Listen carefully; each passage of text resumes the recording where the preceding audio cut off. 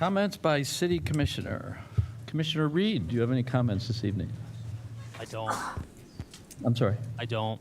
Okay. Commissioner Giobi. No, I have no comments. Commissioner Collins. I do just have really one. I was a bit disappointed by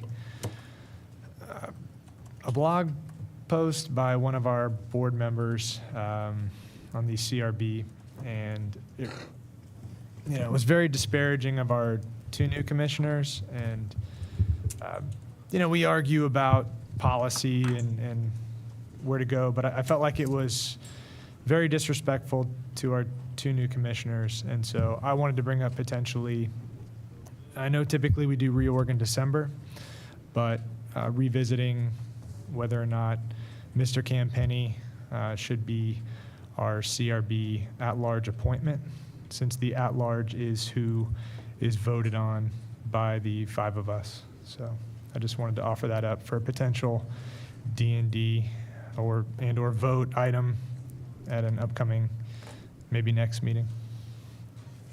Mayor, I just have a question. Is that something that would be brought up at the CRB meeting, correct? I'm not familiar with how we, So the city commission appoints the CRB members, and as a result, it would be a city commission item. Because it's related to the at-large members, it would require a motion from a city commissioner, a second from another, and a vote of at least 3 members to remove the at-large position. Thank you. I just have one brief comment. And first of all, I am not on social media. I'm a 7-year-old guy, and I just missed that. But I am, my wife occasionally will say to me, you have to read this, you have to read this.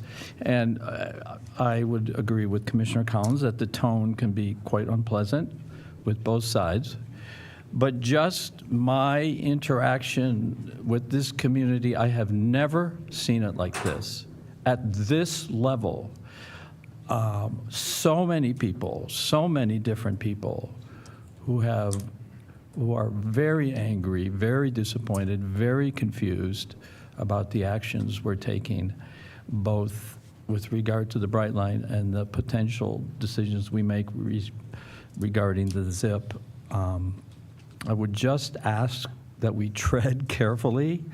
These decisions can have some very serious consequences, especially for businesses who are the lifeblood of our community. And I hope we can be courteous to each other and lead by example, and hopefully we'll make the best decisions we can for the benefit of the city of Stuart for the long term. Thank you. Mayor? Yes? So, Mike, do you need me to ask specifically to have that agended for next time? If the commission wants that as an agenda item, I need direction from you or consensus from the staff or from the board that you guys want me to bring that back for Monday night, and I can add it to the Monday night meeting. What do you guys think? Is it required, I'm sorry, Mayor? You can ask, oh yeah. Okay. Um, Can I speak? Commissioner Giobi? Yes. Yes. Again, that was my question. Would it be something that takes place here tonight, or it takes place? It would not take place this evening. Okay. Since it's So not on the agenda, the better practice is due process-wise, because the board is voting on something, is to direct me to bring it back and place it on the next Agenda. Thank you. Has it ever happened, Mr. Mortel, that someone's been removed and that you're aware of? Last year, the city added the language to the code that provided the authority to remove people during their tenure. So prior to last year, there wasn't the ability to even do it. I Do you have mean, consensus? removing people because of a difference of opinion is a very dangerous road to head down. So, but can I get is this a matter that the commission wants to take up? If you guys are directing me to bring it back next week, I'll put it on the agenda. Just give me a kind of a consensus, yes or no, if you want to I mean, discuss it. I disagreements take place all the time, and there's people on that board that I strongly disagree with, and I would never suggest that they be removed. But it's been offered up by Commissioner Collins, so. Is it a motion? Are you, No, we're just trying to looking give for him. consensus? Just Just tell me if you consensus. want me to bring it back. I didn't read the article. I tried not to read some of these, so I didn't read it. But it is, I've read some things, and they're just, I understand people have difference of opinion, and I understand that there's a split community now in certain areas that we are planning to go.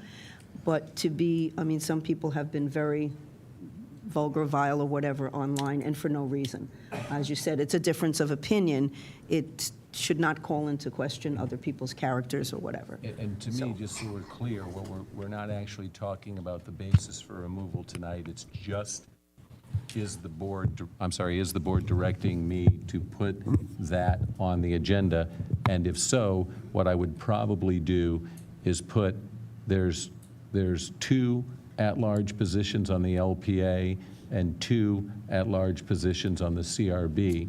So I would put, for notice purposes, I would put all 4 positions on the agenda for your discussion as a board, and then you guys would have the ability to vote at that time whether or not you were going to remove them or not, because they are, in fact, the board's appointees. But it wouldn't necessarily be all 4, it could be just 1. Well, you could do whatever you wanted, right? I would just like to add to it that the renewals, the advisory board members serve for 1 year, and so those renewals will come up in December. Yeah, so we would reconsider all the appointments, and you have your new appointments come December, just so you're aware of the normal course of events. For me, just the derogatory nature of disparaging the commissioners personally like that was, to me, outside of the realm of. Okay, well, let's not, as Mr. Mortel says, we're not talking about the specific allegations. We're talking about the general idea of bringing up, prior to the reorg, which is in the charter, an extraordinary measure to remove a serving board member. Mr. Mayor? Yes. Okay, so basically, they could just not be renewed as of December when the reorganization takes place. That is correct, because we all vote on those. Mayor Rich, may I? Yes? So I'm not opposed for it being a discussion item at the next commission meeting. I actually spoke with City Manager Mike Mortel about myself removing a board member that is my appointee. I think board members should conduct themselves professionally inside the chamber and outside of the chamber. And my specific appointee was on social media as well, not talking so nicely about myself, so I'm not opposed to the at-large members being discussed at the next meeting. And policy-wise, an individual appointee can be removed by their individual commissioner privately without board action, without having a public hearing. The reason that the at-large require the due process and the public hearing is because it requires 3 votes of the commission to make that decision. As it related to your individual appointee, you have the discretion to do that on your own. Correct. Do you feel like you have consensus? I have consensus to bring it back. Can you read the consensus of the The commission consensus right is now? that, the consensus is just to bring back the item for the 4 positions of the LPA, the 2 LPA and the 2 CRB. It's not that anybody is moving to replace anybody, it's just to put the discussion on the agenda. Thank you. Tread carefully here. Okay. Before we approve the agenda, I'm going to take the opportunity to explain what this means, because there were some very nasty things said about me when I said a motion was not in order because it had gone against the order we all agreed to when we approved the agenda. When we approved the agenda last week, you will notice we removed 1 item And we took the item that was last and we put that first. We established the order we all agreed upon that the items would be considered. That is the point of approving the agenda. Okay? And the reason you do that is because, say there's two commissioners who don't want an item to be really considered, and they know they have a 6-hour meeting in front of them, they'll go, oh, well, I'm just going to put this at the end, and hopefully everybody leaves, and we can sneak it by. So we approved the agenda. You'll hear it. There will be a motion and a second, and that's it. That motion now governs my actions as the chair. I am required to enforce that order, and it also governs all the other commissioners. So neither I nor a minority of commissioners, 2, can say, oh no, we're changing the order. However, what they can do and failed to do, they can make a motion to rescind that prior motion. Or they can make a motion and a second to amend that prior motion. But they can't, neither can I, nor can they simply say, I'm taking this out of order. I'm going against the unanimous vote of the commission that was made just 30 minutes ago. And it is essential we understand we are all bound by that requirement, thank God, because that allows us to run these meetings in an orderly manner. It allows all of you to have a voice, and it allows all my fellow commissioners to have a voice. And it's a simple fact that the majority rules up here. So I would, whether you're indifferent or ignorant of the rules, it's my job to enforce them, and I did it, and that was the correct decision. And it's not like that item was not heard. It was simply not heard out of order. It was heard in the order in which we originally agreed to. So, do I have a motion for approval of the agenda? Mayor, can I just make one No, comment? there's no reason for comment on this. I would like to make a comment, Mayor. Okay, Commissioner Collins. Thank you. And I would also like to say that I appreciate, some of that confusion was clearly my fault as well. So I wanted to say I appreciated getting some more clarity on how to navigate once the chair has made a motion that I may have an issue with, and specifically motioning to appeal your ruling as a chair, and then offering that up for a vote after a second. That is also an option that's available to Yes. any commissioner at any time. That was all. Thank you. Yes, sir. And before we move to the agenda, there is comments by the manager. Oh, I'm sorry. and Keep forgetting you. That's Mike. okay. I did hear from the county following their meeting on Tuesday, and I informed them that currently I do not have any direction from the board as to negotiation or discussions with them or Brightline moving forward, and that I would bring it up during commissioner comments or manager comments tonight and ask the board for some direction. Do you want me to schedule an agenda item for next Monday's meeting? Do you want to have a special meeting? Do you want to give me direction now, or whatever the pleasure of the board is? Commissioner Collins. Yeah, I think having you hash this out internally is probably the best bet. But for me, what I'm looking for from a deal with Brightline is that they would pay something that looks more like that original settlement agreement, just to give you some direction from me personally. But the county is going to be on the hook for its portion, but I would like Brightline to pay its portion, its half of that station. Would be my direction. That would be my anchor point for the beginning of a negotiation with them.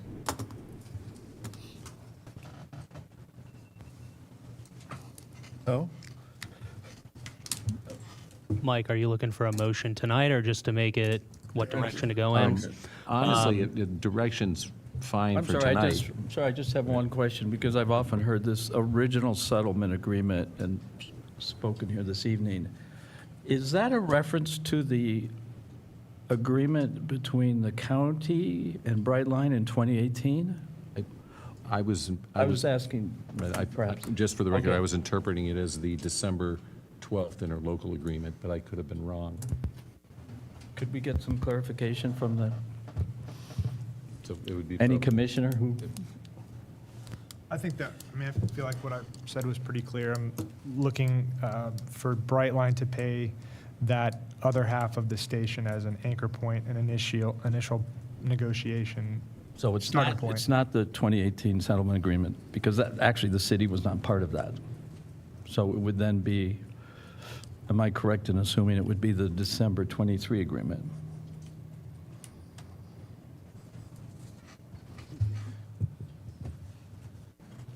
Mr. Or Baggett? you want me, Yeah. it seems confusion, and there's a lot, all these agreements. So there's the 2018 settlement agreement between the county and Brightline, Which did not include the city of Stuart. not include the city. And then in December of 2023, the county and the city entered into an interlocal agreement, the initial interlocal agreement. Which did not include Brightline. It's not, correct. Yeah, none of that. And I guess that's why the mayor is asking for. I just need clarification on which original agreement is being made reference to so that we have a basis to move forward. Okay?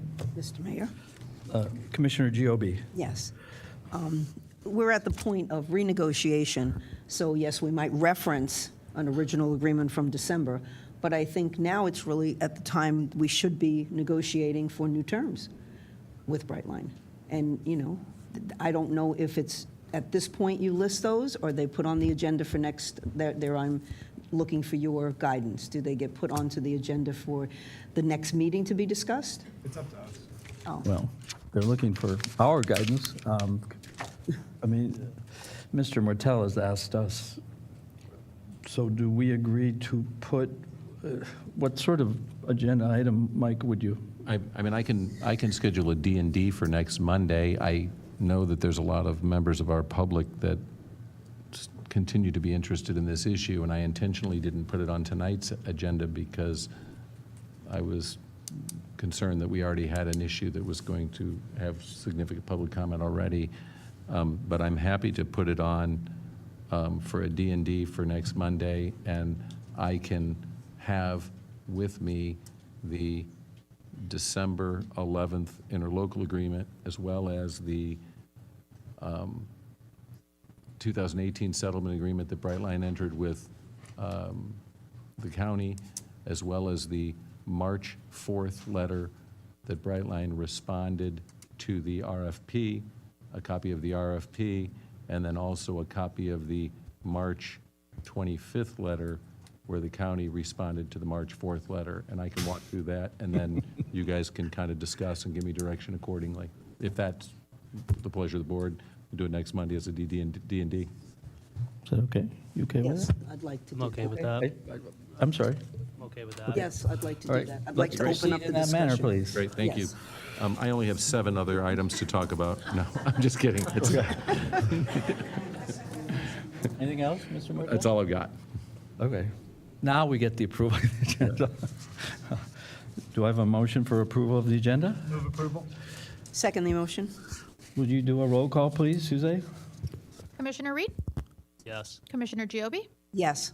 Mayor Rich, Yes. and Commissioner Collins. Yes.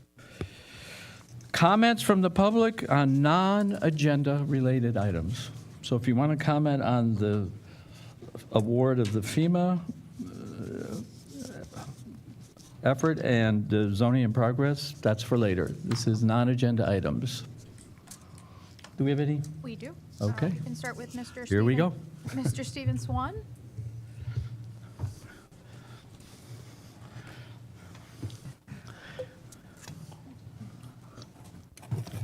Been a long time. I used to know all the commissioners by name and sight. I know only the mayor and Mr. Mortel. And part of my concern is it took me 11 minutes to get here from my office, which is a half a mile away. May I speak? I'm sorry, I continue. didn't know how the clock started. Could you please introduce yourself and give us your address, please? Sure, I'm Stephen Swan, S-W-A-N-N. I live at 1173 Northwest Pine Lake Drive in Stuart. Okay. Okay, good. In 1970, 54 years ago, a bunch of us kids got together and we had the first Earth Day. We celebrated it by having a funeral for the river and the estuary. Now we're old, like you, we're 70 years old or so. We've seen our city and county deteriorate over the decades. In 5 decades, 5 decades ago was the loss of our pristine water. And today it's the steady drumbeat of contempt for what little remains of the former paradise. We had a real newspaper at the time. I was talking to some people here who used to be part of that. Today we have no journalism left whatsoever. I drive 2 miles to and from work every day. It used to take me 3 minutes. Now it takes me about 12. I go over the Roosevelt Bridge where I'm at cruise control at 45 miles an hour, and I am always last because everybody else is going between 60 and 70. It's almost completely unenforced. You can even see the cars have begun flying off the bridge. I noticed that recently. Various lands around us have been hungrily annexed by the city. The appetite for tax revenues has become a bit of a sport. It's not just the expansion and the density, it's the noise and the safety. When I finally get into my office in town, which is on US 1, the road noise is so great that we often struggle to communicate with our people on the telephone. So back to Oz. I may have missed my notes here. But I will point out that now we have a yellow brick road that's in controversy, wants to pause in Stuart, and 3 of our commissioners had the temerity to reconsider the idea. I actually got the Cowardly Lion, the Scarecrow, the Tin Man has not yet arrived, and I got the Wicked Witch and the Flying Monkey. And for those of you who had the temerity and the courage and the love of the local area, you can wrestle for the nice puppets, and for you who want to be the bad guys, you can wrestle for the bad puppet. But I have, anyway, is that my time? That is your time. I'm done. Thank you, Mr. Thanks very Swan. much. Thank you, Mr. Swan. Jacob.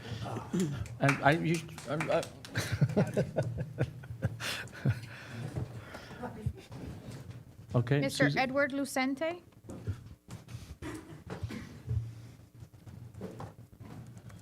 Used to work with him. Used to work with Steve. I'm Edward Lucente. I live at 51 Southeast Seminole Street here in Stuart. I'd like to start by reading to you a petition that we are in the process of circulating. You'll have a copy of it tomorrow in your mail. It is to the Honorable City Commissioners of Stuart, Florida. Request for approval of the Brightline train station dated September 16th. Dear Commissioners, we, the undersigned residents of Stuart, Florida, respectfully request that the decision to terminate the Brightline train station project and rescind the contract be reconsidered. The proposed Brightline train station in downtown Stuart has generated significant public interest and debate. Many residents believe that this project would provide substantial economic benefit and enhance the overall quality of life in our community. Despite the overwhelming popular support for the train station, the City Commission voted 3-2 to terminate the project. We believe that such a decision with long-term implications for our town should not be made without direct input from the residents. We urge the City Commission to reconsider the decision to terminate the Brightline train station project and submit the issue to open public debate, allowing residents of Stuart to publicly vote on this important matter. We believe that a public debate and vote is the most democratic way to resolve this issue in a manner that ensures that the voices of all residents are heard and respected. It would promote transparency and trust in the decision-making process. Given the potential long-term impact to our community, it is crucial that the decision reflect the will of the people. The vote earlier this month was made without the benefit of public debate. My thanks to Commissioners Clark and to Rich, who voted in favor of a Brightline station and for supporting the interests of the overwhelming majority of people who were here at that meeting. We need a major discussion in the form of a town hall meeting so that an informed decision can be made. Stuart is in economic decline. Restaurants are closing. Most have discontinued lunch service. In the past year, we lost our jeweler. We lost our art studio. We did get a distillery. Retail space has been available for over 2 years. We endure 32 high-speed trains, 128 crossing gate closures, and 512 miserable whistles day and night. We have to endure that. We have no choice. What we need is the benefit of a stop here in Stuart. Thank you, Mr. Thank you. Lucente. Helen McBride.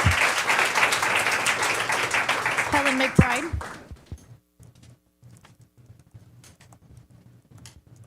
Ms. McBride. I'm here. I'm always here. Helen McBride from Flamingo Avenue. I've spoken before about the conduct of our commissioners. I was here last Monday night, and I was appalled at the conduct.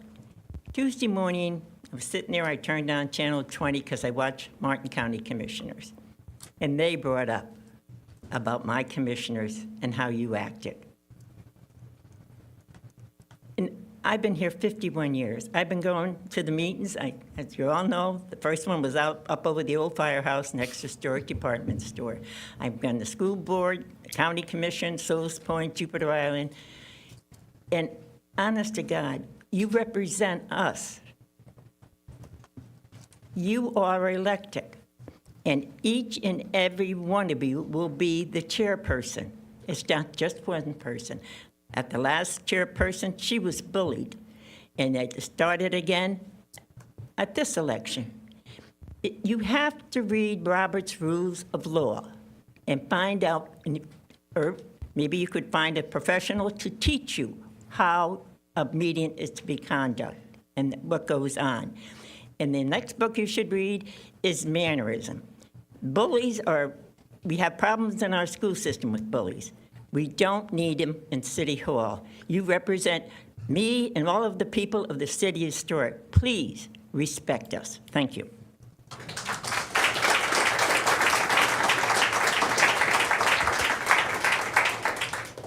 Mr. Martin Beliki.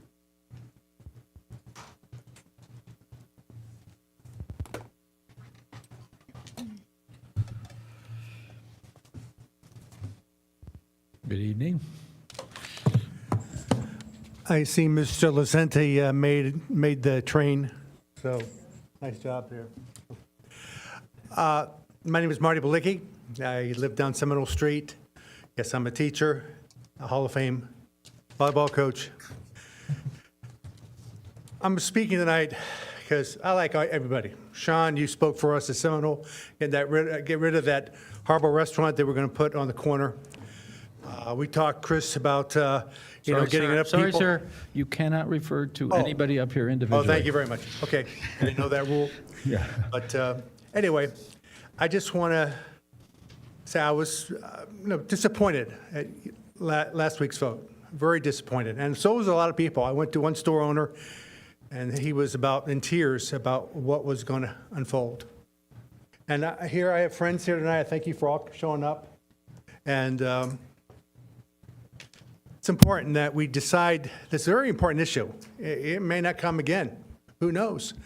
I've traveled around the world. Everybody has a train station, except Martin County. I don't know. Hopefully you reconsider. Good words I heard about renegotiating. I think there is a word out there. I hate to use it because it's a dirty word for a lot of people. Close your ears, please. It's the word compromise. And we need you to compromise on this issue. I understand about taxpayers. I'm a taxpayer. I got 3 homes here. So I pay a lot of taxes. And so Consequently, I'm looking for a resolution with the city, with the county, with Brightline, to have this train. And I thank you very much. Thank you. Thank you.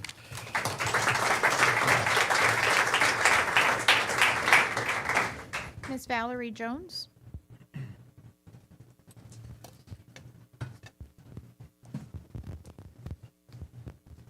Valerie Jones, Vero Beach, although tonight I was asked if I was moving back to Stuart. Referring to last week's meeting, I've been coming to meetings like this since I was about 22 years old as a young reporter, and I've covered city and county commission meetings all over the country. And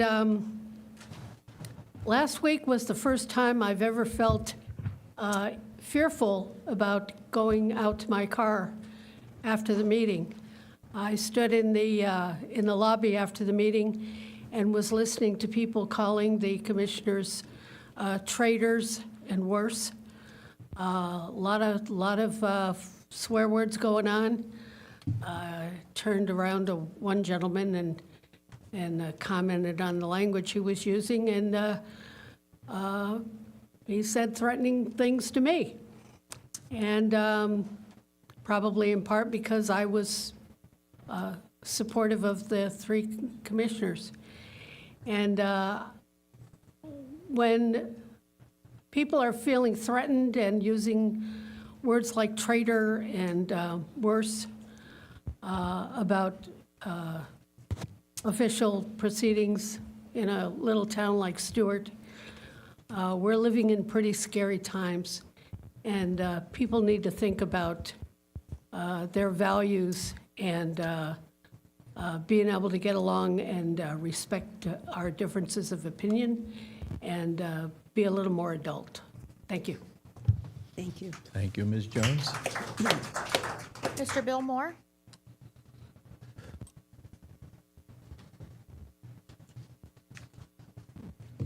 Don't worry, I'm not going to read all these pages. My name's Bill Moore. I own Kilwin's Chocolates and Ice Cream here in downtown Stuart, 41 Southwest Osceola Street. I'm also the president of the Downtown Business Association of Stuart, which represents about 50 businesses here in downtown Stuart, about 500-600 employees. Back this week to ask some of the same questions I asked last week to save the Brightline stop or keep it, but now we're trying to save it. Last week, I think we sat here for about 6.5 hours, and about 6 of those hours were people in support of the train stop. About 30 minutes of those hours were people that didn't support it. So the vast majority supported the Brightline train stop last week. I think, and we've heard all those, we heard great comments why it should come here, a lot of different reasons, and so on and so forth, and it means different things for different people. But one thing I wanted to get to tonight was, how is it going to be paid for? One of the comments we hear, and it's confusing, is this old Brightline deal that we're not involved with, but we want to go back to negotiate with, so that's confusing for me. But the money was said, Mike did a great presentation, he said, it's going to cost Stuart around $30 million max for this train stop to happen right now. So the question was, well, who's going to pay for it, right? And we hear the taxpayers.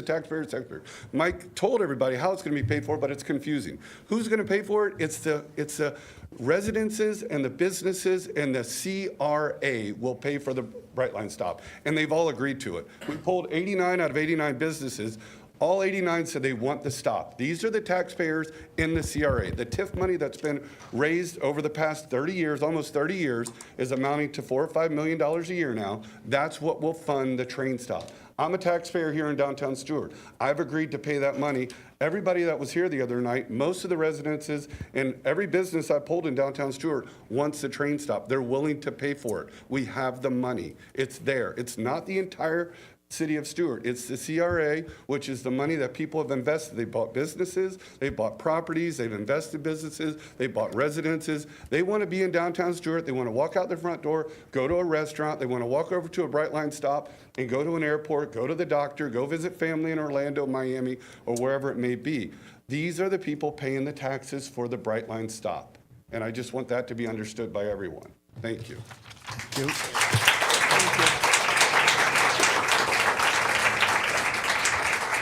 Joe Hartowski. I'm not sure they could hear you. Yes, that's on. Okay. Good evening, commissioners. Joe Hartowski, Stuart, Florida. So you already know much of why my family would like a train station and why. I think we discussed that last week. But my goal tonight is to address what really happened last Monday. The city attorney spent a good hour attempting to let y'all know the way to thread the needle of negotiating a deal and getting something better out of Brightline without breaking the law. One commission member moved to attempt to cancel, and a few followed them off that cliff. As my mom always asked me, if my friends jumped off a cliff, would I too? There have been pretty clear statements from members of this board that they would try to cancel the station no matter, including one directly to me during the intermission last week. There's a little faith in the community that this board will consider and do this in good faith. And that's out there in the community, what the people think about what's going on here. A few window dressing statements after the fact during that meeting won't solve a showing of bad faith. And if this goes to court, that's not gonna look good for the city. I believe a majority of you, though, a true majority of you, are honorable and believe in following the law and not willfully breaking the comp plan in an open and known manner in a way that could get us in a lot of trouble as a city. You can still fix it. You can rescind the rescension, instead actually negotiate in good faith in a negotiation instead of as a rescension. For the details of that cost of the parking garage and clarification there, I think there is room to do the right thing. And I believe in the honor of this commission. And if not, we forget that the county can step in, force us to build it, and get a much more expensive cost to the residents and taxpayers of this city. Thank you. Thank you. Thank you. Micah Hartowski.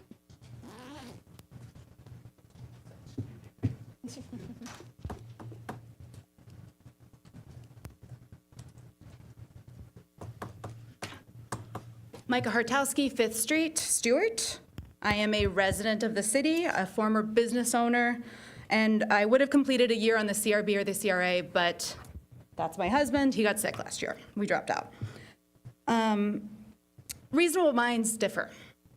I think most of us here agree that we have a beautiful city that we're proud to call home. I think we each want to see the city continue to flourish. Reasonable minds may disagree on how best to achieve that goal, but it is important to remember that we are all ultimately working for that goal. In my personal opinion, a train stop in Stuart will, be an economic boon to the city of Stuart and a wonderful amenity for its residents. I understand that is not an opinion shared by all of my fellow residents, but I do know it is shared by many. What I am concerned about, and what continues to concern me, is the manner in which this commission has proceeded to back out of its commitment. In the name of quote-unquote fiscal responsibility, this commission has exposed the city and its taxpayers to legal jeopardy and potentially large financial implications. While single-mindedly pursuing this reversal, this commission blatantly ignores Stuart's own comp plan.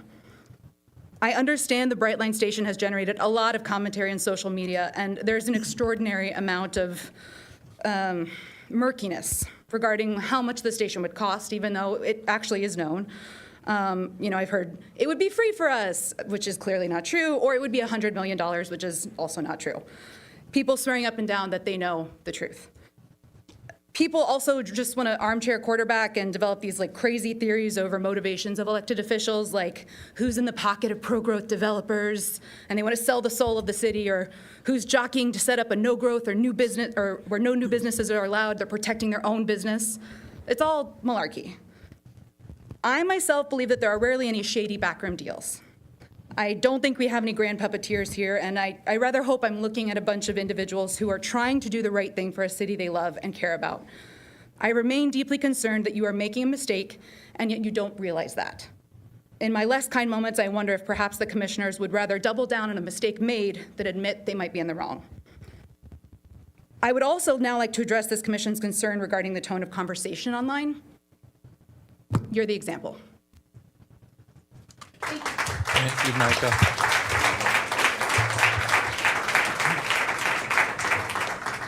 Frank McChrystal.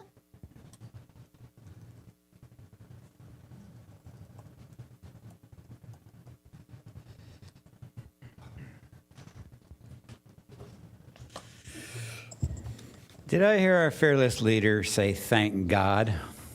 And our atheist leader, was that a facetious comment? Mr. McChrystal, could you please state your name and your address, and My please not name is refer to Frank any McChrystal. individual, I didn't any mention person your up here name, Mr. individually. Rich. I did not mention your name. I'm here to say thank you. I've done my own polling since the vote out there amongst the common people everywhere I go. Little places like Wawa and Fresh Market and the school. Out there amongst the common people who got you elected. Again, the common people who don't have time to be here tonight. I look at this room, I think of the Braveheart movie, and I go, the finest of people, right? Here they are. And they did not get you elected. All right, so I just want to say, yeah, death threats.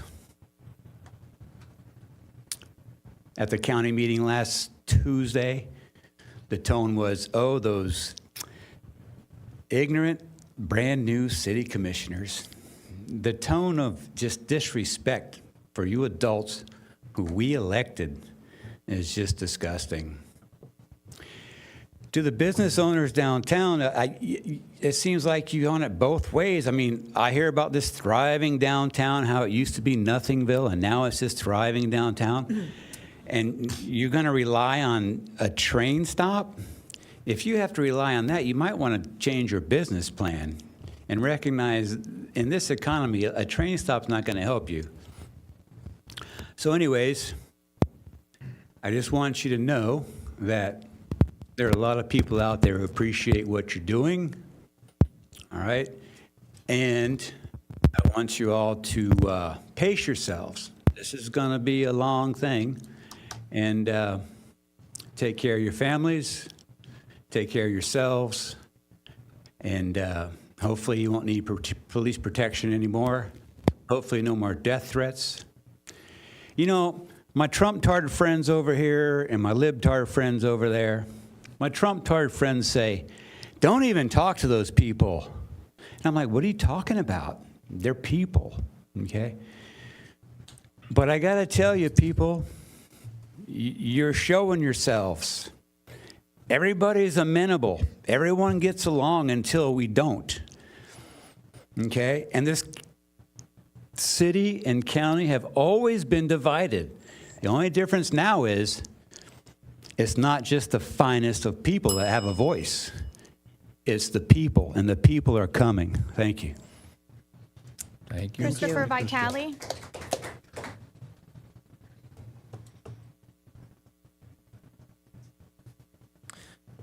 Good evening, Commissioners. My name is Christopher Vitale. I live on Alamanda Way here in Stuart. I just want to say something briefly in regards to the Commission's decision last week to rescind the Brightline agreements. First of all, I want to thank you all for navigating all the public discussion and debate about this issue. I know it must be really difficult to, hear all of the many, many voices about this. So last week, you voted to kill the deal, arguing that it was a bad deal for taxpayers, and implying that had it been a better deal for taxpayers, you maybe not would have struck it down. The community has spoken at commission meetings and through many hundreds of emails sent to the commissioners, and the majority of the community has displayed overwhelming support for having a Brightline station here in Stuart. You have indicated that Stuart should renegotiate for a better Brightline deal, so now I'm urging you just to please do that. Renegotiate with Brightline, speak with them, actually work with them, talk with them. Our city comprehensive plan mandates that the commission must support the reestablishment of a train station in downtown Stuart. So please do not just stand by and let the station go to Fort Pierce or somewhere else. If that happens, the Brightline serves only as an inconvenience to the residents and visitors of Stuart.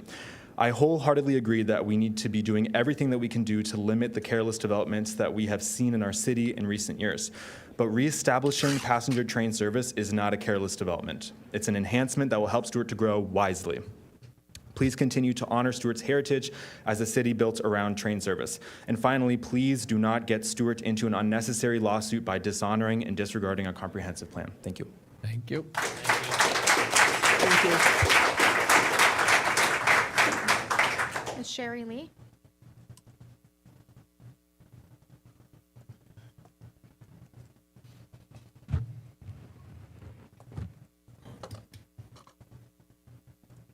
Good evening, Commissioners. I'm here to talk about the Brightline station. I spoke last week. I was really, really shocked that you guys voted the way you did with an agreement that was in place. It was understood by the business community, the residents here, that we were going to have a station. I think a lot of our residents they left in the spring. Half of our residents probably left in the spring knowing we were going to have a train station. And when they come back in the fall, they're going to now be in a community that doesn't have a train station. So I think that was wrong. I don't think 3,000 votes is in any way a mandate. With 12,000 registered voters, I think a lot of people didn't realize what they were voting for. I could be wrong, but based on what I've seen, the people turning out in favor of the train, I think that that was a miscalculation. We have 60,000 people in the city and 160,000 in the county that would be served by this train station. It's an economic engine. I wanted to just briefly talk about the losses that we are going to suffer as a result of that vote. It starts with the 2.5 acres that you will lose right here in our city. The county was going to give that to us.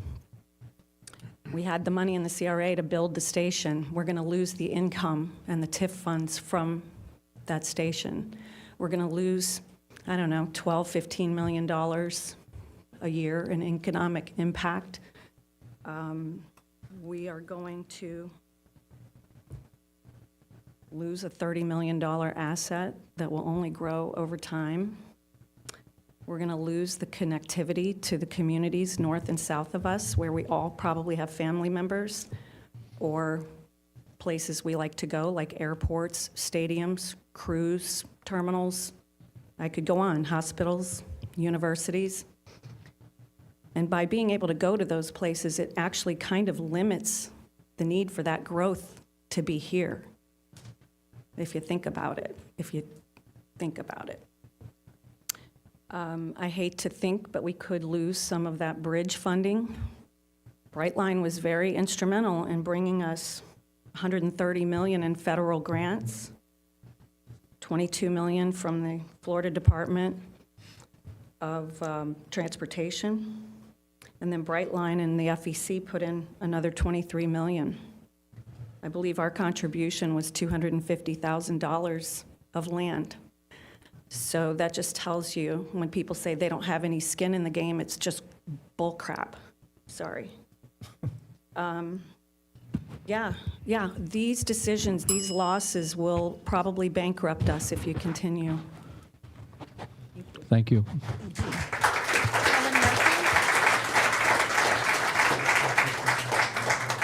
Ellen Murphy?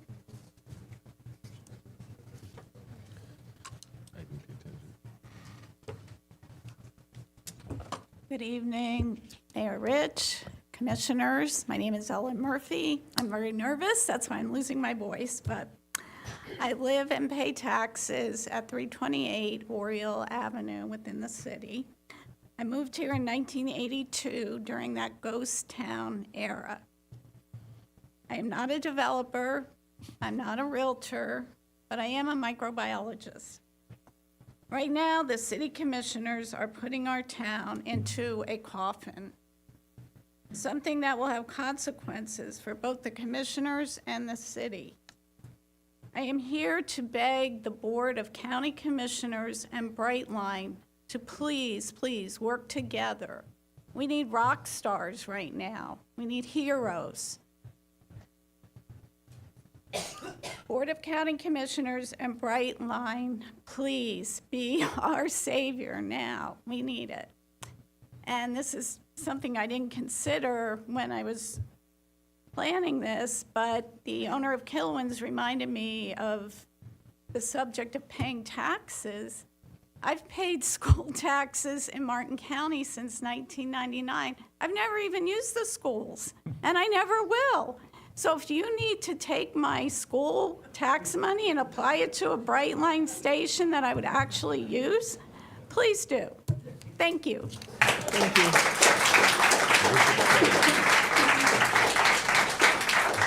Rick Olson. Mr. Rick Olson. Good afternoon, Mayor Rich.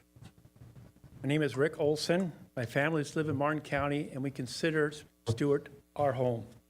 I'm a retired licensed civil engineer, and my statement is basically, it is imperative that we allow our fragile, independently owned downtown businesses not to be sacrificed as a train rolls through our town. I don't understand why this is so difficult to understand. To paraphrase a fictional character, Sherlock Holmes, because Stuart is now in a fictional situation right now. When you eliminate impossible, whatever remains, however improbable, must be the truth. This anti-Brightline campaign could have been conjured up by people with millions of dollars of disposable money with a 10-year plan. They would want to stop growth downtown, kill any hint of future development, future investments, kill any potential for future grants, drive businesses out, kill independent businesses, encourage building vacancies. This would allow us to return to a desolate ghost town of the 1980s. Then, this group of people would buy a new city commission and rebuild downtown as a national mall. And finally, they would make the city build Brightline Station at full cost. It's only 10 years away. Martin County Commissioners, please save us from ourselves. Make a deal now with Brightline without any input from Stuart. Here's a plaque for the new Martin County Brightline Station. I'm going to repeat that.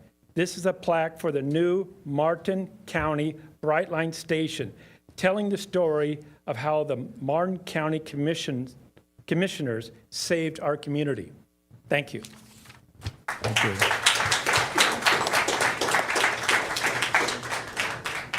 Mr. Resh Patel.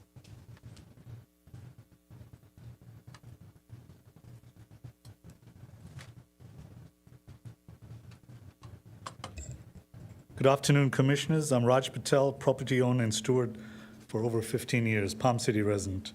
I can only hope the county commissioners are listening intently on the live feed right there.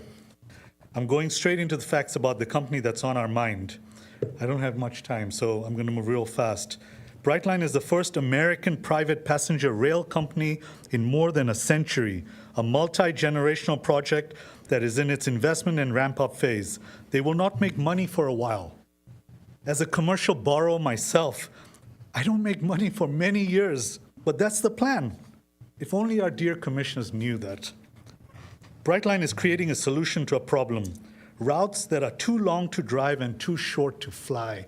Makes sense. In 10 years, they've opened up 6 world-class stations with 4 more to go, including the one that's up in the air, Stuart.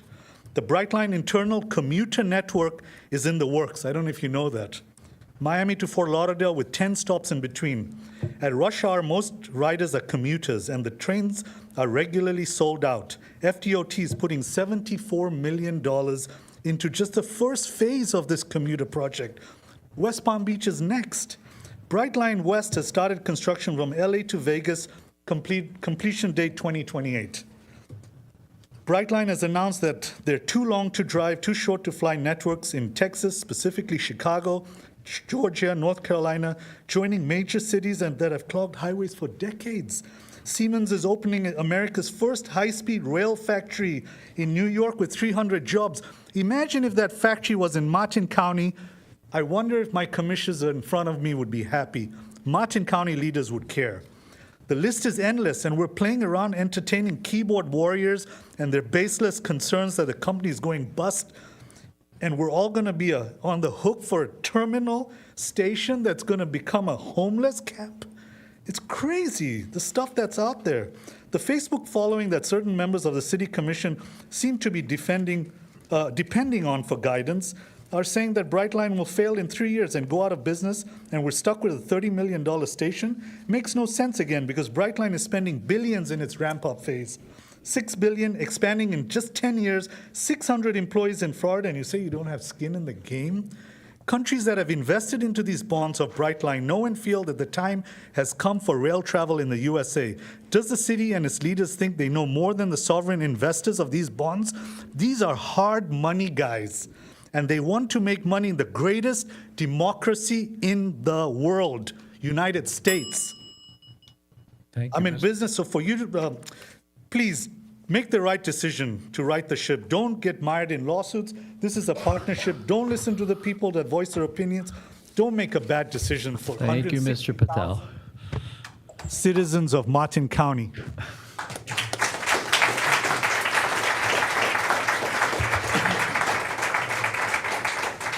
Mr. Vitale?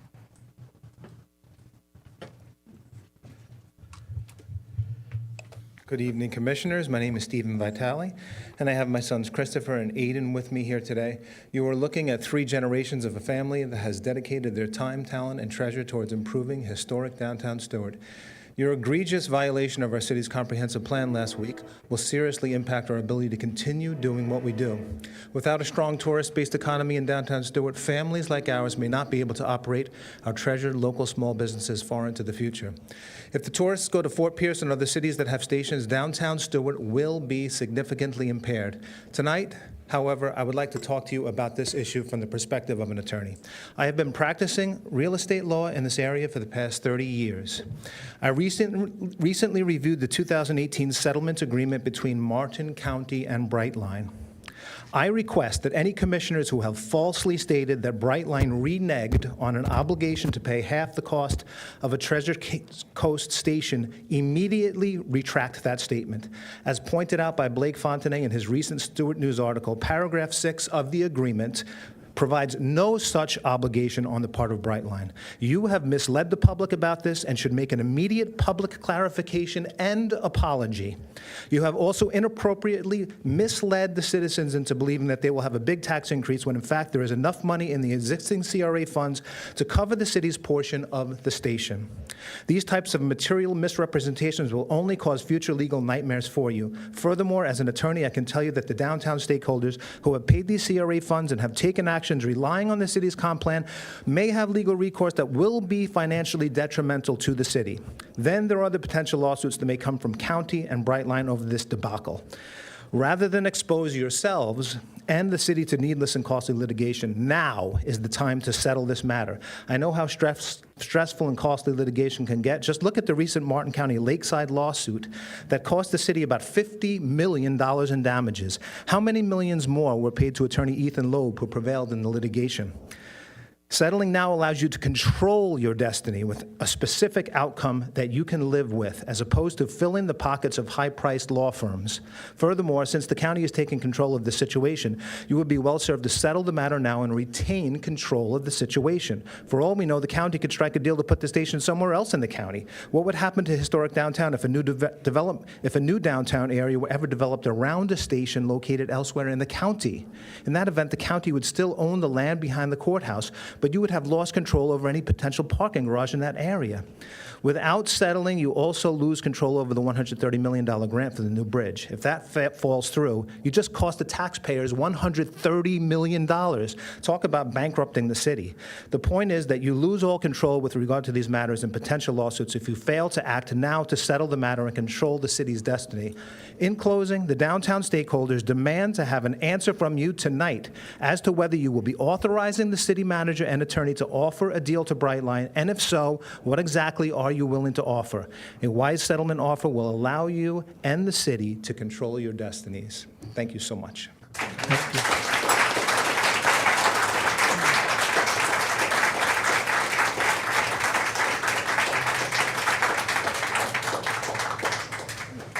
Mr. Duet Price?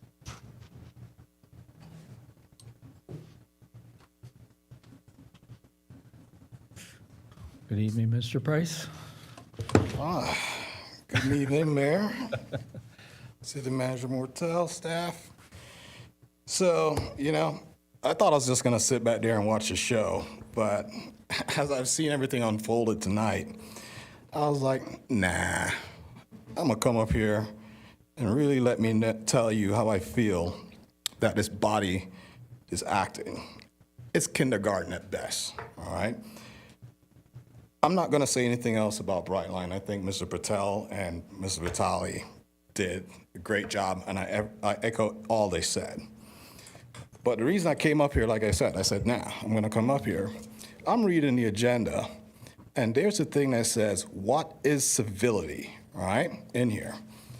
What I saw transpired last week, and at the beginning of this meeting, I'm hearing commissioners saying they're going to take out what happened on Facebook, social media, on board members so that they can have their come-up-ons and be satisfied. So, like I said, kindergarten at best. I think that maybe you guys haven't read this document, okay? It's pretty clear how you guys are supposed to govern yourself. As commissioners, you represent everybody, the detractors, the supporters, the in-betweeners. You're basically sovereign territory up there when folks come up here to explain where they are. Now, trying these things in the social media sphere, come on. That's not where it needs to happen. It needs to happen here, okay? And if you don't feel you can do that, you don't belong up here. You need to understand that you present all of us that pay taxes, who are members of this community and are willing to sacrifice to make sure that we are being fair in how we're looking at items, addressing items, staff, members of each one of you on the board. Everyone. I'm not picking anyone out. Everyone needs to be respectful. All right? I'm a military guy. I'm a veteran. I'm going to tell you what. If any of you guys are my soldiers, you're out in a heartbeat. I'm telling you that right now. You'll be out. I would not go downrange at you because you'll be putting all my men in danger. So think about it. Sit with your city manager, your city attorney. Understand the rules that govern this board before you come up here, because you have basically chosen that position by putting your name on that ballot, and you are here to serve us. Thank you.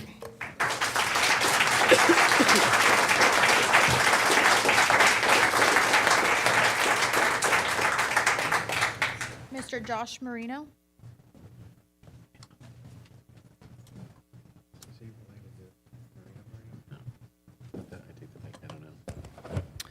Good evening, Commissioners. My name is Josh Marino, homeowner in Stuart. I'm invested in Stuart, and because the Brightline chose Stuart as their location, I convinced my business partners and family members to invest in Stuart as well. Many others have chosen to live and invest in Stuart because of the Brightline. Due to Stuart's comp plan, I knew the train was a sure thing. I've never seen a more specific directive for a comp plan than Stuart's to have a train exactly where it's been approved. Then out of nowhere, a newly elected commission gets elected and within 10 minutes completely ignores their obligation to uphold the plan that literally took decades to create. And the unthinkable happens, they canceled the already approved Brightline. I'm here today to remind all of us the critical role the comprehensive plan plays in shaping our city's future. The comprehensive plan is not just a document, it's essentially the Bible for how you are supposed to make decisions that affect Stuart. It represents a collective vision developed with care, reflecting the values and priorities of the entire community. When we stray from it, we don't just violate policy, we jeopardize the very foundation of trust between the government and the people. The plan ensures that development is balanced and our economy is supported. It provides a roadmap that guarantees smart growth while maintaining the character of our beloved city. Ignoring the plan is not only illegal, but also short-sighted. It opens the city to legal risk, many financial consequences, and a loss of public confidence. I urge you today to follow the plan and do what's best for Stuart's future. Thank you. Thank you.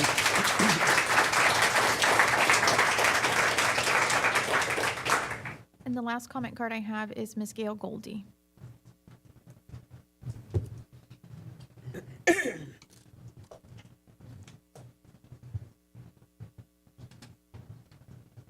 Gail Goldie, county resident. First, I want to say thank you to the commissioners, our new commissioners, for your fiscal responsibility. My disappointment is in the fact that there was no transparency. Now, you can tell me that there were meetings prior to the agreements that were done, but I come to commission meetings, county and city, and I did not see or read anything about the fiscal responsibility of the train station and whose shoulders it was going to land on, other than the taxpayers. People are talking about TIF and CRA money. I don't know whether people are aware, but TIF and CRA money is generally earmarked for specific projects. So it's not like the money is just sitting there for Brightline. It has to be looked at and see where the TIF money has been already allocated. Another thing, grants. Grants are not a given. A lot of times we apply for grants, they're accepted, but by the time the project is ready, the grants may not be available. I want to applaud the commission for taking the time to realize that this was negotiated not with transparency and not in the best interest of the taxpayers. We need to renegotiate this. It was my understanding that in order to renegotiate, this had to be rescinded.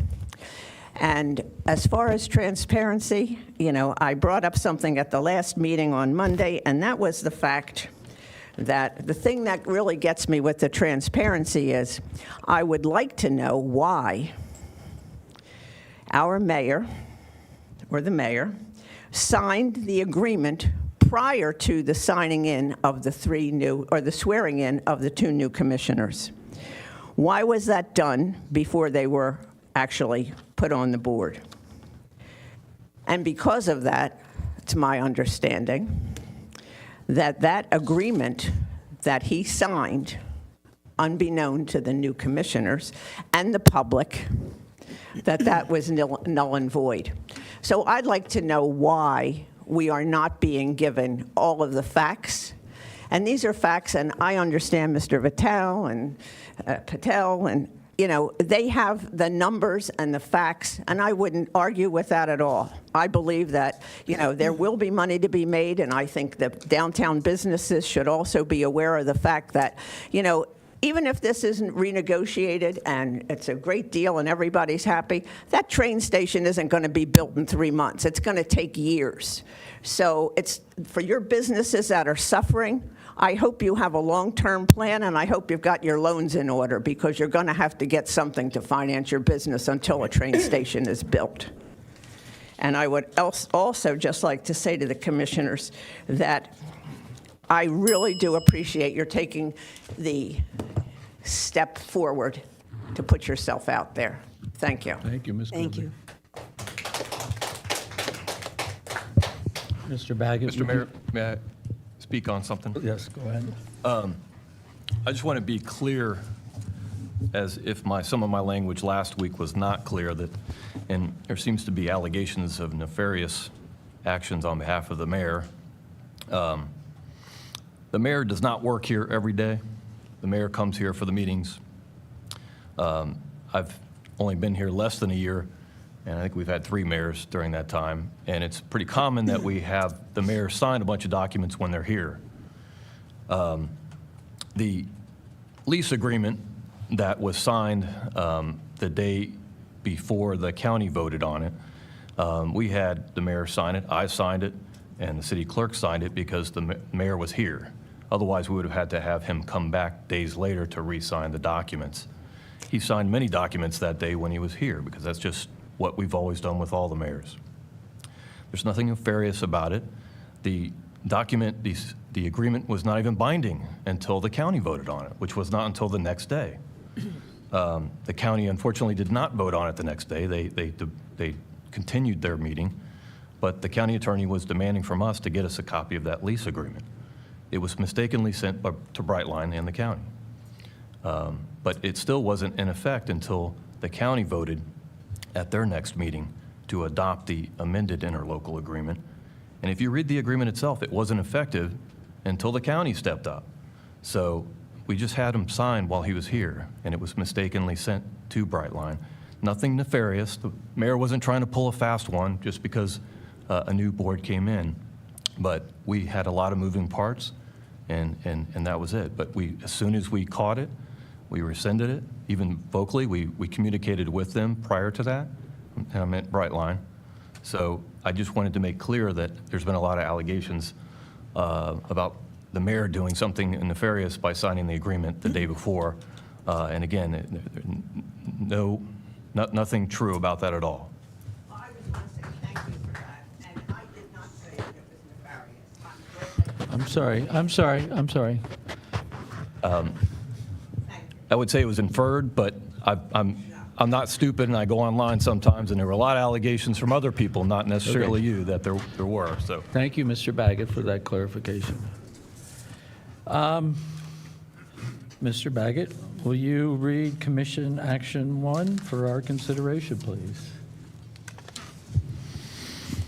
Resolution number 83-2024, a resolution of the City Commission of the City of Stuart, Florida, authorizing the City of Stuart to enter a non-financial direct technical assistance agreement to collaborate with the Federal Emergency Management Agency, also known as FEMA, under the Building Resilient Infrastructure in Communities, also known as BRIC, program, providing an effective date and for other purposes. Okay, so let me get this up here. I have it. Do we have a second for Do that. we have a motion? Excuse me? Oh. This is the good stuff. Are you going to make a presentation? I mean, I can briefly discuss it. We should have a Okay. motion in a second. However you guys want to do it. I mean, procedurally, the motion and second would come first, but I'm happy to do the presentation first, the direction of the... Can we get a motion and a second to consider this item? I would prefer a presentation first, to be honest. Okay. Mayor, I would also like to hear the presentation first. Thank Okay. you. So essentially, this is a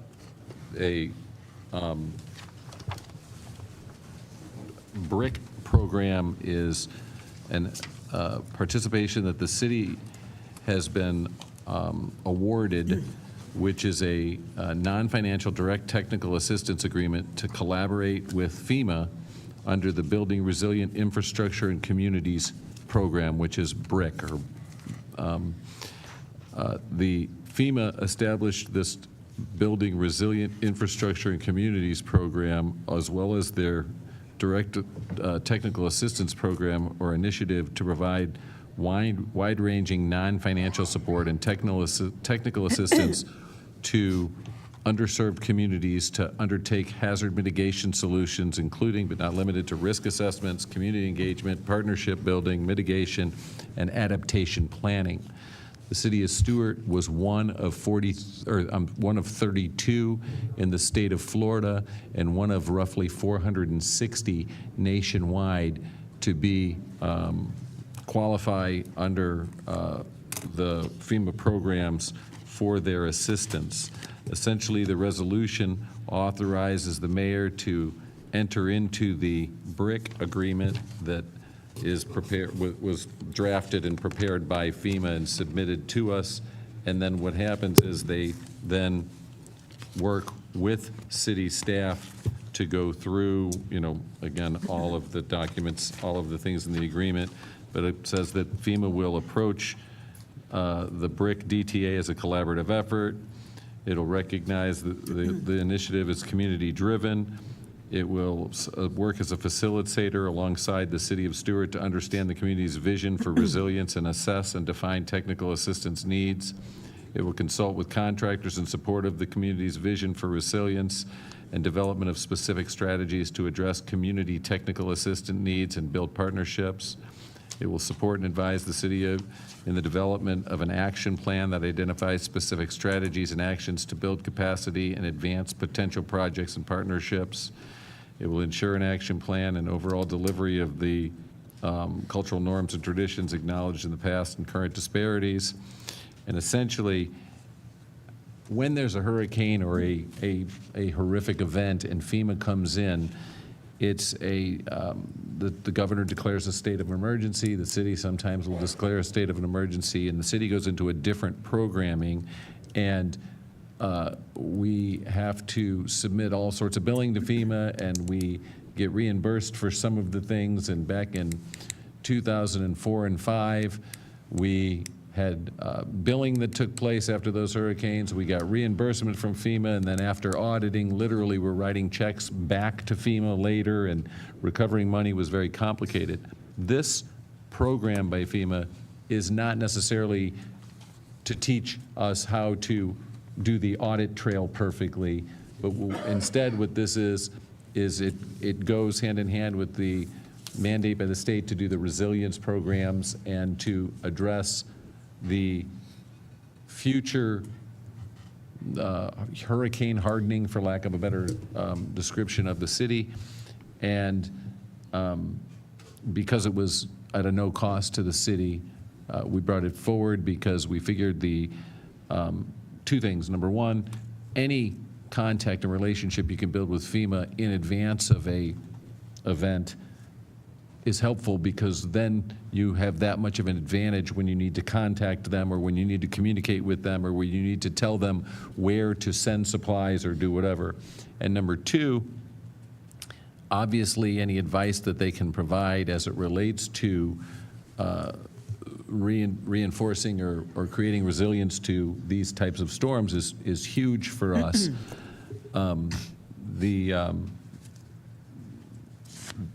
The reality of it is that it would be through our Public Works Department that would work with them. And, you know, it can range. You have to recognize also that the Florida DEP also sets the floodplain maps, and the DEP is the one that requires that under our building code that all houses be built 18 inches above the crown of the road, and that those types of things take place, and that's all in line with these same types of programs. So what would happen is, and the floodplain maps, I think it's about every 4 years, they actually do come through and investigate. And last time they came through, we actually had a resident who had built a garage, and the garage didn't have vented holes in the sides of the garage, and they were in the new floodplain, and they required this resident to literally cut holes in their garage. And if the city of Stuart allows people to build in those floodplains or violate those floodplain requirements, it then cannot qualify for FEMA funding when in fact an event occurs. So by working with FEMA in these technical things, we can learn exactly what it is we should and shouldn't be doing. Now, for what it's worth, they don't give us any money to build a giant seawall around the city or build pumps like New Orleans has. Instead, they would meet with our staff and work with our staff and make recommendations to stuff. Any recommendations they make, we would have to bring back to the board, and you guys would have to authorize. But this is just this document is authorizing us to enter into the document that's attached so that the Public Works Department could move forward with FEMA. And again, as I mentioned, it's at no cost. Mr. Mayor, may I comment too on the agreement? Yes. It's titled a Memorandum of Understanding. It's kind of a broad agreement. And in fact, in the agreement itself, it's not a binding legal agreement. And it kind of gives kind of broad terms. I think obviously if the city would get required to get any grant money from FEMA, they would enter into a separate, more detailed agreement on those terms. I just thought I'd point that out. It is a none. Mayor Rich, may I? Well, for the purposes of discussion, we need a motion and a second for us to consider the matter. Can we not have discussion? Yes, with a motion and a second. I'll move for motion of approval. Thank you. We have a motion for approval of item 83-2024 by Commissioner Reed. It doesn't mean you're going to vote for it. It just means you're willing to have a discussion regarding what benefits may or may not exist for the city of Stuart. Mr. Mayor, can you just clarify something? I Yes. thought we were discussing it. No, we just had the presentation, but for the board, strictly speaking, according to Robert's rules, we may not have a discussion regarding any individual motion or resolution without a motion and a second. It's just, Okay, I understand. So if this motion dies, I can make a separate motion. yeah, sure. we can- Just to clarify, too, that there's a motion, if there is a second, then the question and the motion will be stated, and then I think we would go to public comment, and then you could have You some could amend it discussion. under a motion and a second, that's true. You bring it to the floor, and that's when you start discussing, Yeah. basically.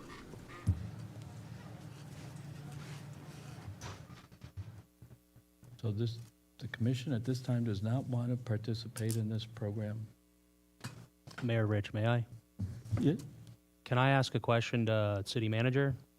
So this is basically a commission action for the city manager or the city to even apply for this, Mike? No. Or no? The city has been selected already. This is to actually do it. This is to enter into the memorandum or the agreement with FEMA to do it. Mr. Mayor? Yes. I have a question. So Commissioner Gio. if the motion dies, can it be brought back up as a no motion? Yes. With maybe Immediately? maybe with caveats, or it has to be on another agenda. Well, Well, if you anticipate wanting to make changes to it, then you would second the motion, and then that's the exact type of discussion we would have with regard to it. But any changes you would like to. Then it would be an amended It- motion. If there was a motion and a second and a, yeah, to your proposed amendment, yes. You don't have to vote to approve it. If you second it, you're simply saying, I think the board should consider it in detail and get all our opinions. well, I don't know. If there's no second, it's over. Is the motion disposed of? What? Is the motion disposed of? Yeah, seeing no second, Okay. the motion Okay. fails. So I would, if I'm recognized, Yes, Commissioner Collins. yeah, I would like to move that we table this for now. Because, and I'd like to give some more comments to that, but maybe I should wait for a second. Well, if you table it, I don't believe you have this, the table is simply to move. I think we have discussion about tabling. I'm sorry, did you second it? No, no, no, okay. the motion has failed. If there's a motion to table, the discussion new ends. motion. We would have, if we have a second, we can discuss tabling it. A motion to table with a second is a vote. You call That's and right. vote. You call the vote That's right. under the That's Robert's it. rules. But it doesn't, I mean, as of right now, Can we just it's talk not about on the this? agenda. Right, it's Yeah, off. if you There's make no a motion and you get a second, you can talk, but absent that, no. I mean, we had all of that discussion last meeting without a motion. No, we did have, okay, We had public comment. and then we had the, this is not a complicated element of Robert's rules. Okay, Mr. Baggett, please read the next item for our consideration. For the record, the item fails for lack of a second. Resolution number 95-2024, a resolution of the City Commission of the City of Stuart, Florida, declaring, quote, zoning in progress, unquote, under Section 1.04.04 Stuart Land Development Code for new development except for single-family dwellings or requests that do not increase the density or intensity of an existing use or structure, directing city staff to review and propose certain amendments to the Stuart Land Development Code, the comprehensive plan, and the Code of Ordinances, providing for an effective date and for other purposes. Is there a presentation that accompanies this, Mr. Martell? There isn't really much of a presentation. You're obviously free to speak to the city attorney further about it, but essentially this motion or this resolution was brought forward based upon the direction of the board to bring forward a zoning in progress to allow the board to have 90 days to review the land development regulations and make potential changes there too, in accordance with the direction they provided before. At the last meeting, the direction provided to staff was to implement the zoning in progress related to everything other than maintenance and continuation of existing property. So, for example, and I hope you don't own a Dunkin' Donuts, but I'm using this as an example. If you owned a Dunkin' Donuts here in Stuart, and your Dunkin' Donuts was open for business, and after the zoning in progress was over, the Stuart changed its code and said no more Dunkin' Donuts are allowed in Stuart, your Dunkin' Donuts would be allowed to continue in operation, and you could come in during the zoning in progress, and if a meteorite came through and smashed your roof in, you could come get a new roof put on the Dunkin' Donuts, and your permit would be issued, so long as you're not expanding the use of that Dunkin' Donuts. So the zoning in progress will not allow staff to accept any permits that expand the use of anything other than single-family homes.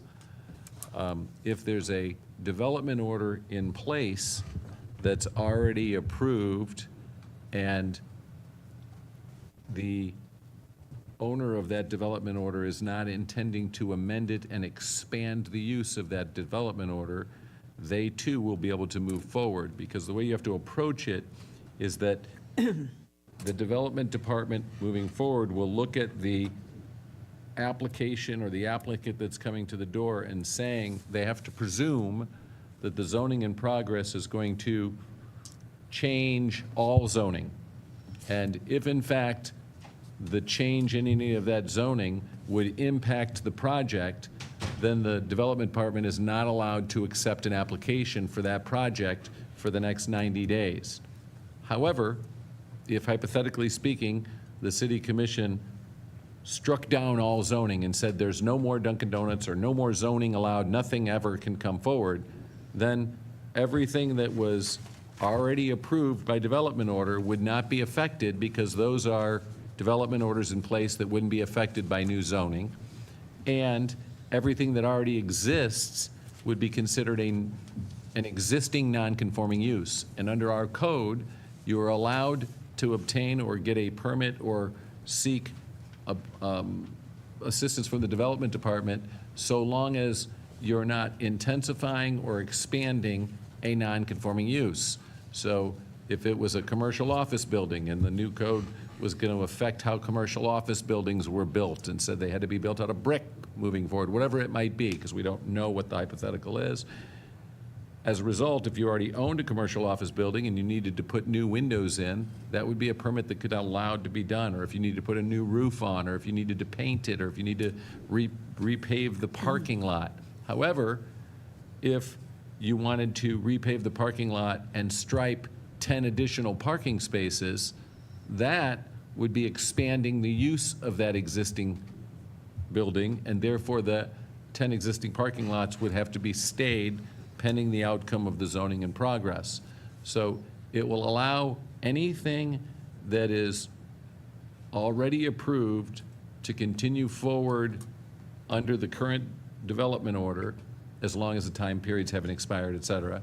And it will allow anything that already exists to continue getting permits necessary to maintain, repair, or operate that business accordingly. But it will not allow any permits that expand or intensify any use of, and again, and this is all with the exception of single-family home, that is excluded. Anybody building single-family home will be allowed to submit permits and applications to do so. The definitions of the city code in chapter 12 describe the non-conforming use and the criteria for the building department, and as a result, if you owned a house that was worth $80,000 and you came in and said you just want to remodel, but the remodeling is more than 50% of the value of that house, that is considered the expansion of a non-conforming use, and therefore that would not be allowed to move forward. But as long as it's less than 50% of the assessed value, then it would be allowed to move forward. It sounds a lot more complicated as I'm describing it than it is to the development department. They understand it very well. This is not the first time the city's done a zoning in progress. This happened multiple times in the past over different issues. So essentially, it is a 90-day period during which the commission has an opportunity to review the codes and make changes without worrying about people coming in while they're trying to make the changes. And if in fact at the end of the 90 days, the changes are not complete and/or they need an additional 90 days, our code allows them to seek an additional 90 days up to a total of 180 days, at the end of which it expires. And if no changes to the code were made, then everything goes back to the way it was. If there were any changes to the code that occurred, then those changes are what the new submissions have to be based upon. Is that, did I cover it? As clear as that could be. I know, it's kind of Do we complicated. have a but- motion for approval of item? Is this Right. commission action? You want us to move this forward, or it's already locked in? Well, it has to be approved by the commission by vote. It's already in place.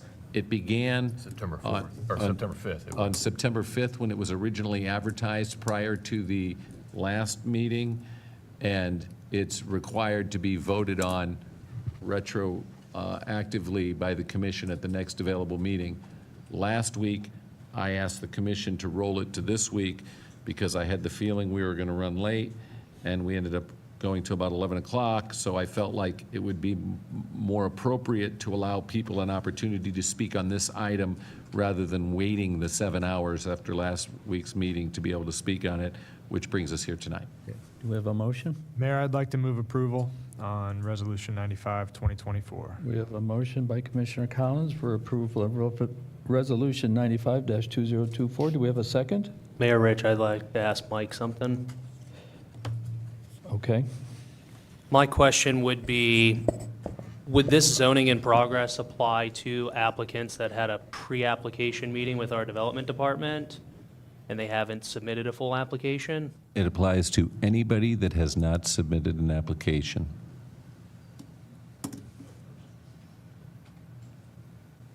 And with this zoning in progress, could it potentially apply to applicants on a case-by-case basis, or is it just broad across the board? It applies to everyone. I should mention, I did get a request from the Okay, county. we have a motion. That we We exempt have a the county. motion. We need a second.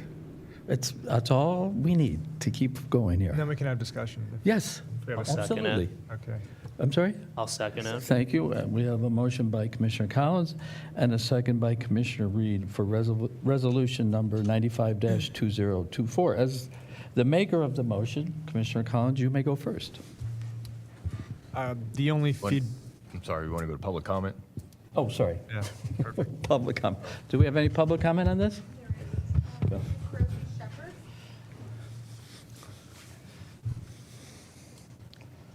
Thank you, Mr. Baggett. Thank you, gentlemen. Mayor, this is a massive violation of property owners' rights. Freezing and preventing applications for anything but single-family homes can give the real world a message of a moratorium because of the extensions.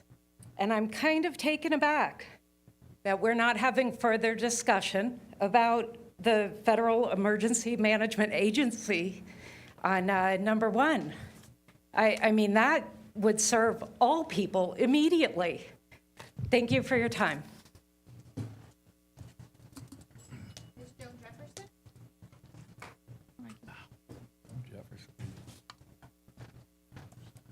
Maggie for Jalo, Stuart.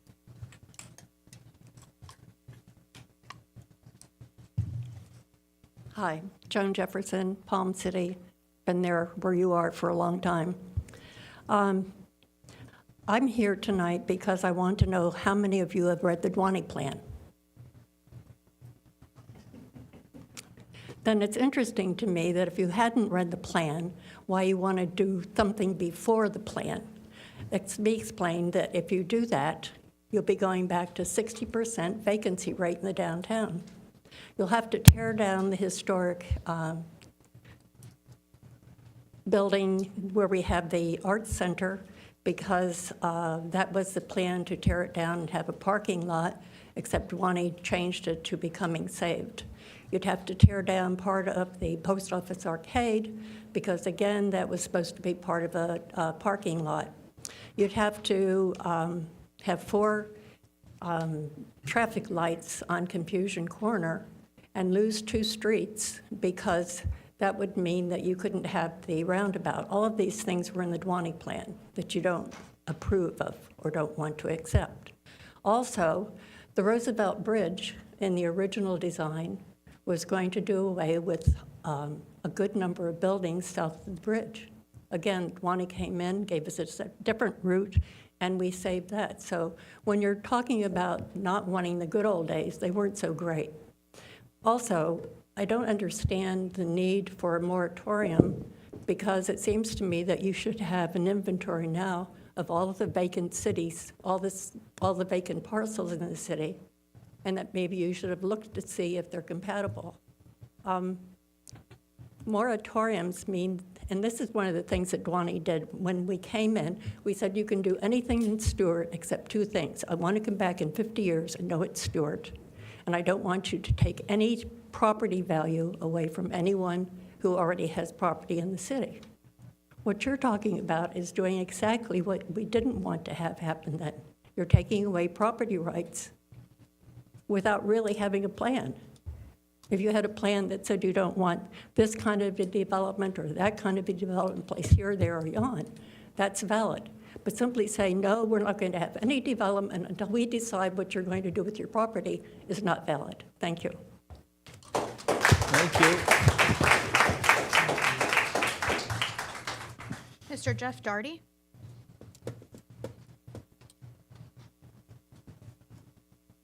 Good evening, Commissioners. My name's Jeff Darty. I'm a resident of the city, but I'm not here tonight to represent myself. I'm here on behalf of the Board of County Commissioners. I serve as the Director of the Building Department for Martin County. We currently have an application in. We had a pre-application for a site plan in May. We have an active application in now with the Growth Management Department, and it is for an expansion of the Building Department, which is over off of Willoughby. That area is predominantly government. There's over 20 different buildings between Willoughby, between Indian Street and Monterey. There's the sheriff's office, there's the fire rescue, of course there's the high school, there's the swimming park, there's the health department, the property appraiser, the tax collector, the MPO, and you members sit on those boards. There's the health department, there's the building department, there's the K-9 unit, on and on and on and on. And it's important that we are able to expand to provide the services. Now, the building department in Martin County is just not Martin County. We serve as contractor licensing, which the city of Stuart relies on. You don't have your own contractor license. You can get licensed at the state level or the local level. We do the local licensing. We run the derelict vessel removal. Recently, you had a boat knocked up against the docks here. That's a law enforcement. FWC, sheriff, or the city can tag it, run it through the adjudication, and they turn it over to us for the removal. We came in and immediately removed that off. So we provide those services. We do code enforcement of the right-of-ways within the city of Stuart. For some reason, recently we're picking up a lot of different signs and having them to remove them and have them picked back up, so that we've done that. We do plan review and building inspections. We do it for, and have done it for, all municipalities. We currently serve as the building department for Village of Indiantown. We've done it for Jupiter Island. We currently serve as a backup for Sewell's Point. We've done it for Ocean Breeze, and we've done it with the city of Stuart. As a matter of fact, our building is named after the former building official and fire marshal Larry Massing. We did that within the last year.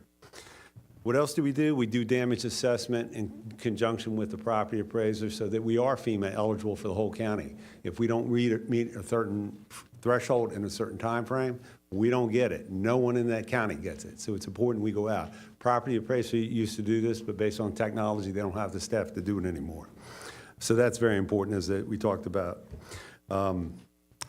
So it's important that if you're going to do this, that the building department move forward. We're eligible for a $1.2 million energy efficient grant through the conversion of a direct expansion air conditioning system through a chiller. That'll be there. It's very important that this not be delayed because we will lose that money. And this expansion of government services in a government corridor helps every member of the county, and someone is touched here in the city by all those services there. So I would ask you to exclude the government services from them. Thank you very much. Thank you. Mr. Neil Efron?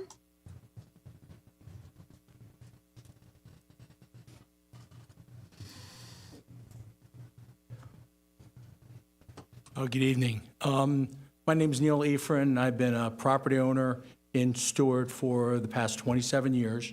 My concern is the way this is worded affects vacancies.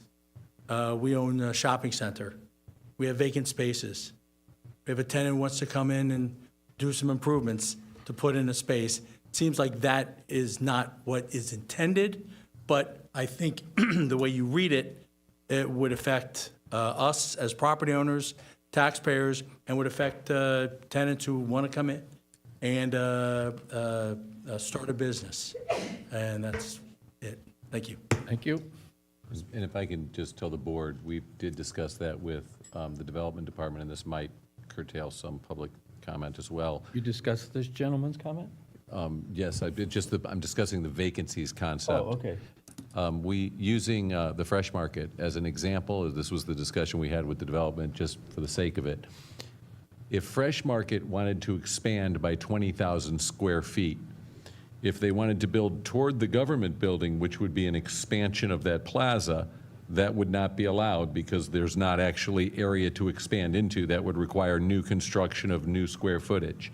On the other hand, if there was a vacancy in the plaza and the square footage already existed and they wanted to expand toward the dollar store or in that direction within the envelope of the building that already exists and is built, the development department would be allowed to expand that use because the plaza itself is being looked at as the total use, and therefore the plaza couldn't add square footage to it, but within the plaza, the subtenants, as long as they didn't exceed the total square footage of the original approved plaza, would be allowed to shift and could change. So it would allow those vacancies to be filled and allow somebody in possession to expand into one of those vacancies as long as that expansion did not intensify the use of the plaza. And when I say that, an example would be if you had a plaza that the use was a yo-yo store, and they went out of business, and a medical doctor wanted to come in and use that, but the parking requirement for that same space required 10 extra parking spaces. They're not going to be allowed to build the 10 extra parking spaces. So as long as the plaza had the supporting parking spaces for whatever that new use was, it would be allowed to go in and they could renovate and change the walls or do whatever.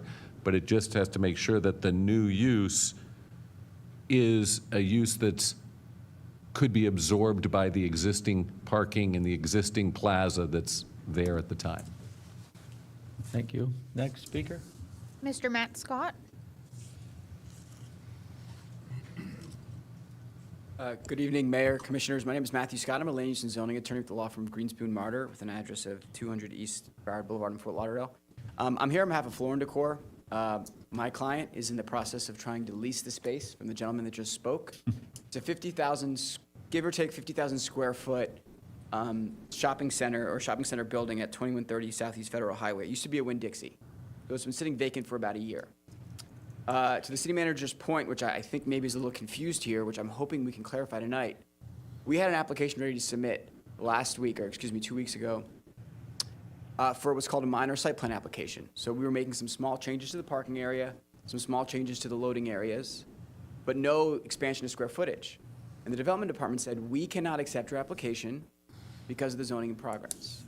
And so I'm hopeful this was a matter of interpretation based on the city manager's comments. But more generally, I think there should be some clarifying language put into the zoning in progress resolution that excludes the types of uses that clearly the city can't possibly want to stop for 3 months, and in reality, we all know it's 6 months. Because in order to get neighborhood meetings arranged, in order to draft new codes, I've had lots of experience with zoning in progress in other municipalities, and only one time did it not get extended for the additional 3 months, just because these things take time. And so while I'm not here on behalf of the individual who spoke about the government buildings, it can't possibly be the intent of this commission that you would block government buildings from being able to continue to do their business during this time. And I think similarly, I'm shocked, my client was shocked to hear that you wouldn't want this big vacant space that is existing to not be able to get a new great tenant that's going to employ 40 to 50 people on an average basis. Can't possibly be the case that you would want that type of use to be stopped for up to 6 months, and you would want that to just sit vacant for all that time. And so while I think there should be some consideration to quite a few modifications to the zoning in progress resolution, what I'm specifically asking for tonight is that there be language added to it that says, in addition to single-family homes that are accepted from the zoning in progress, also commercial tenant finishes are accepted from the process. That's the application that we are submitting, and I don't think that the town really wants to avoid all of that for the next 6 months. Thank you very much. Marcella Campbell?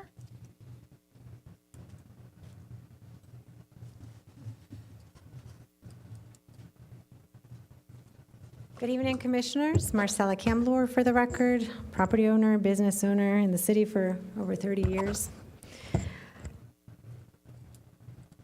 Resolution 95-2024 is invalid and needs to be rescinded. I'm not saying you can't have a zoning in progress.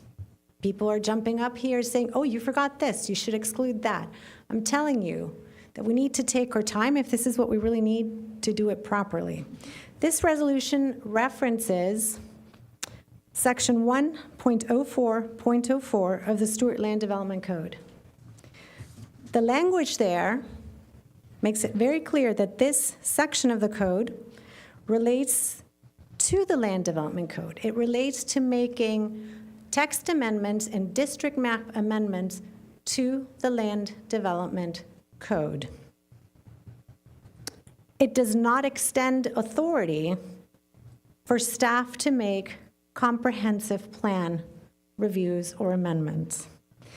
The language in the resolution oversteps the LDRs because it unlawfully directs staff, you read it, City Attorney, it unlawfully directs staff to review and propose changes to the comprehensive plan. So as written, let's start by that, it is overstepping what the section that is mentioned on that resolution is authorizing. So for transparency, which was a theme tonight, if a resolution of this extensive nature is needed, number one, it needs to be properly written. First and foremost, I am going to put this in for the record, although unfortunately the rules and the comp plan and appear to not be mattering anymore, but it should be properly written.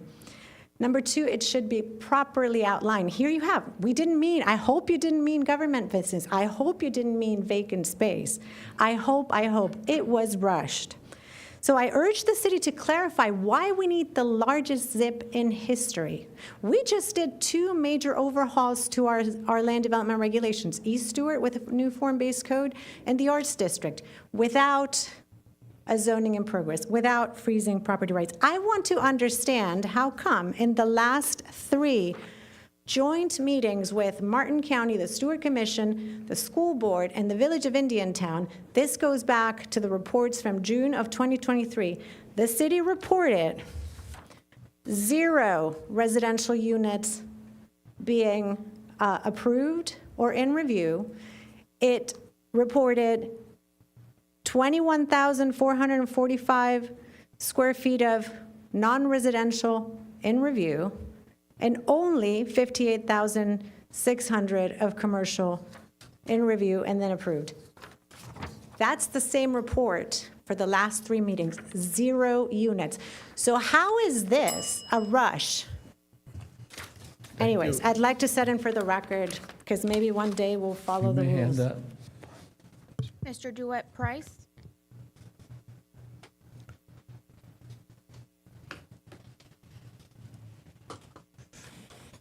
All right. Good night again. DeWitt Price, again for the record, property owner within the city of Stuart. I try to serve my community to the best of my ability every chance I get, right? So right now I'm here in regards to this zoning in progress, basically moratorium that the city is, that you have implemented and is in effect, has no real clear objective stated within that zip. And it's impacting, I think you just heard it. No one has a clue of what was written here. And I think that it goes back to my thing of when you guys are sitting up here trying to make decisions, you got to talk to the attorneys before you get here, okay? So that way you can make informed decisions and discussion. On this zip, a good example, Mr. Mortel clearly states single-family homes are allowed, or improvements, if you go up there's an existing use and all that. I'm not a planning expert, but I play enough in this field to really understand how you do the zip and all that. I work in different communities throughout the city, the state, the country. And based on the writing of this resolution, it impacts, and it's a lot more detrimental more than what people are thinking sitting up here and what the community has no clue or understanding. Because if they did, this room would be packed just like it was if it was Brightline. Case in point, okay? All of these guys are going maybe, maybe, maybe. I'm going to give you a factual reference of what has occurred to me this week.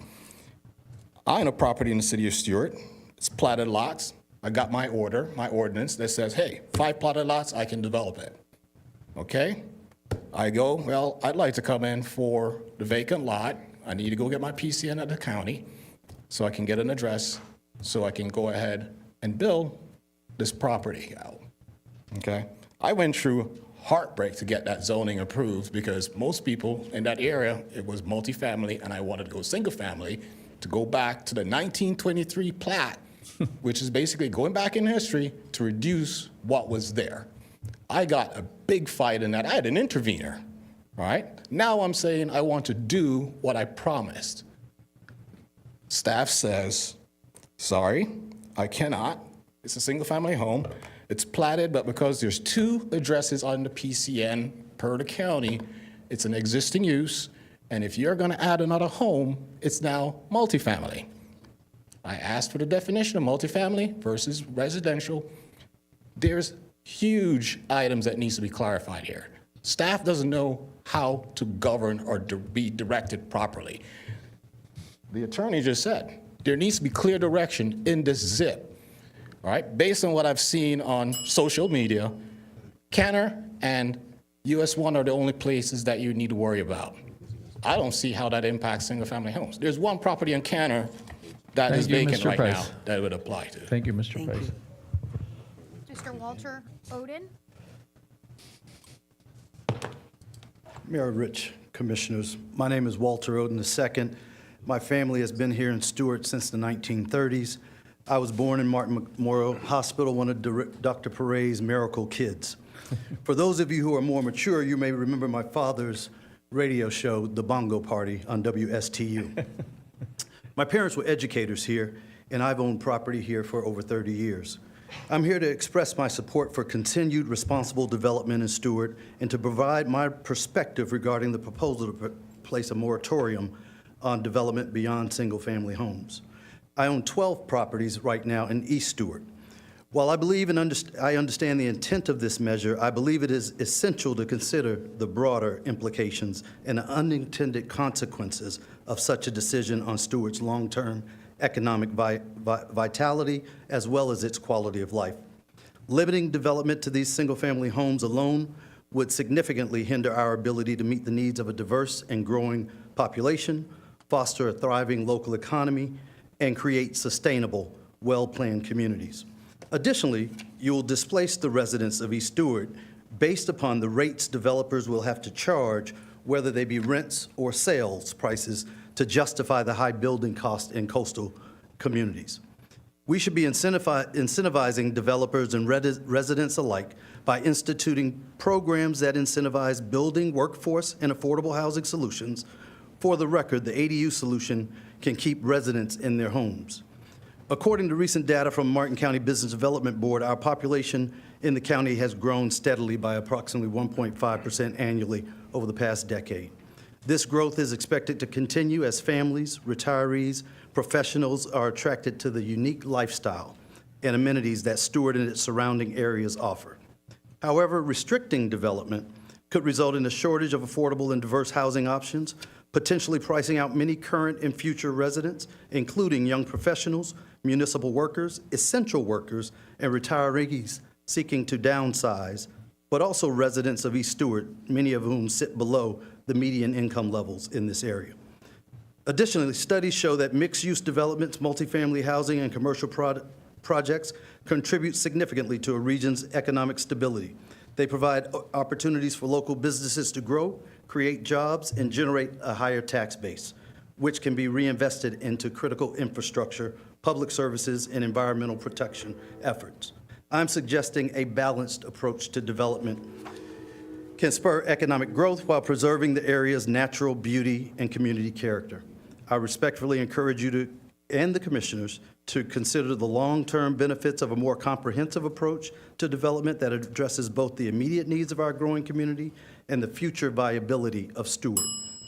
We can balance growth while preserving the character, charm that makes Stuart such a